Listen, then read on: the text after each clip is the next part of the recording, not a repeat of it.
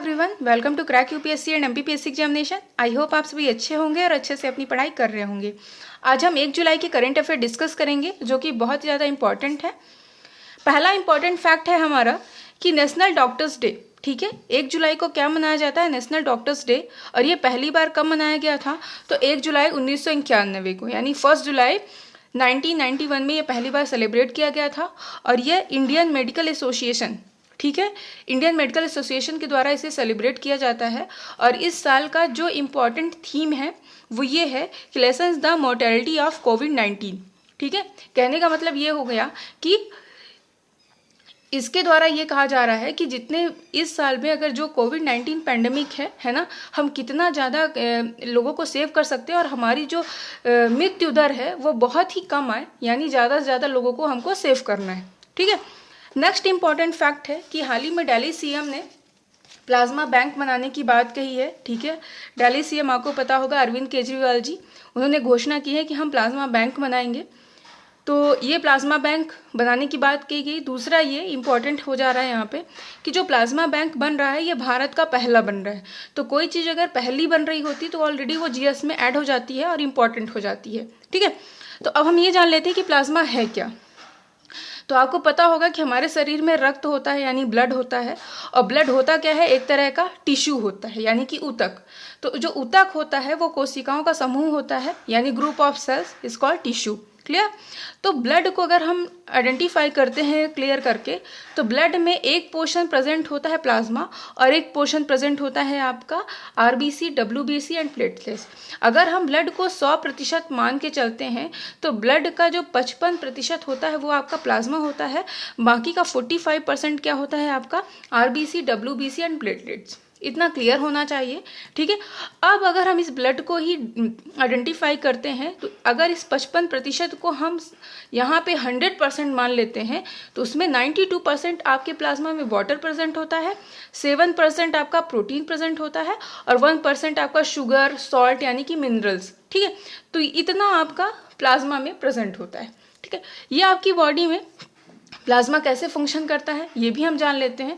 तो जो प्लाज्मा होता है वो आपकी बॉडी में जो भी आपकी बॉडी का पीएच लेवल है, यानी कि आपके बॉडी का जो टेम्परेचर है उसको मेंटेन करने का काम करता है। ठीक है, दूसरा आपकी बॉडी में जो आपका बीपी है यानी ब्लड प्रेशर, उसको भी मेंटेन करने का काम करता है प्लाज्मा।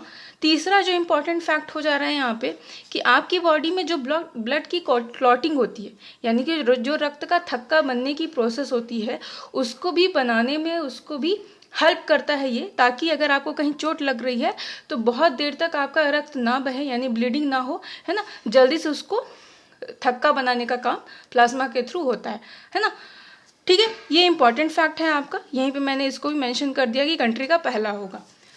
नेक्स्ट इंपॉर्टेंट फैक्ट है जो कि अभी न्यूज़ में ही रहा आपका, कोवैक्सीन। ठीक है, तो कोवैक्सीन जो है वो इंडिया का पहला वैक्सीन है। ठीक है, ये कोविड-19 पेशेंट्स के लिए डेवलप किया जा रहा है, ये आपको पता होना चाहिए। ठीक है, कोवैक्सीन का जो मेकर है वो कौन है? भारत बायोटेक। क्लियर? दूसरा, इसको जो अप्रूवल मिली है वो किसके द्वारा मिली है? Drug controller general of India. ठीक है, एक तरह का ये ऑर्गेनाइजेशन होता है और ये किसके अंडर वर्क करता है? तो आपको पता होना चाहिए, ministry of health and family welfare, जिसमें कौन मिनिस्टर हैं आपके? डॉक्टर हर्षवर्धन जी। ठीक है, तो डॉक्टर हर्षवर्धन जी के अंडर इनको अप्रूवल मिला गया है कोवैक्सीन को। तो ये बन रही है ना, किसके लिए? कोविड-19 पैंडेमिक के पेशेंट्स के लिए। ठीक है, नेक्स्ट इंपॉर्टेंट फैक्ट है जो आपका वो ये है कि आप सभी को पता होगा कि टिकटॉक के साथ ही 58 चाइनीज़ ऐप पे गवर्नमेंट ऑफ इंडिया ने बैन लगा दिया है। ठीक है, प्ले स्टोर से सारे ये डिलीट कर दिए गए हैं। तो टोटल 59 ऐप हैं। तो ये तो इम्पॉर्टेंट है ही, लेकिन ये क्यों बैन किए गए हैं? क्या ऐसा कोई रूल रेगुलेशन है ना, जिसके द्वारा ये बना है? तो वो हमारे लिए इम्पॉर्टेंट हो सकता है एग्ज़ाम पर्सपेक्टिव से, वो हम जान लेते हैं क्या इम्पॉर्टेंट है इसमें। तो आपको पता होना चाहिए कि हमारे यहाँ एक मिनिस्ट्री है, ministry of information and technology. ठीक है, तो ministry of information and technology, जिसके मिनिस्टर कौन है आपके? श्री रविशंकर प्रसाद जी हैं।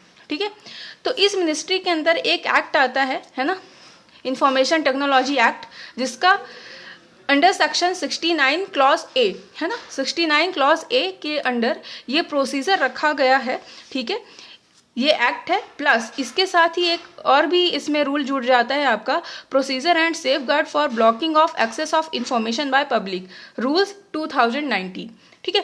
तो इस दोनों रूल्स के अकॉर्डिंग गवर्नमेंट ऑफ इंडिया किसी भी कंप्यूटर से रिलेटेड सॉफ्टवेयर या ऐसी कोई इंफॉर्मेशन टेक्नोलॉजी या ऐप जो कि भारत की इंटीग्रिटी मतलब कि भारत की जो अखंडता है, संप्रभुता है, उसको अगर दिक्कत कर रही है ना, वहाँ पे इंटरफेयर कर रही है, प्लस जो भी डेटा सिक्योरिटी है, जो भी इंडियन का जो डेटा है वो अगर लीक हुआ जा रहा है या चुराया जा रहा है, तब ये गवर्नमेंट ऑफ इंडिया इसके थ्रू उस ऐप, उस सॉफ्टवेयर, उस हैकर, है ना, सारे रूल एंड रेगुलेशन को फॉलो करके उसे बैन कर सकती है।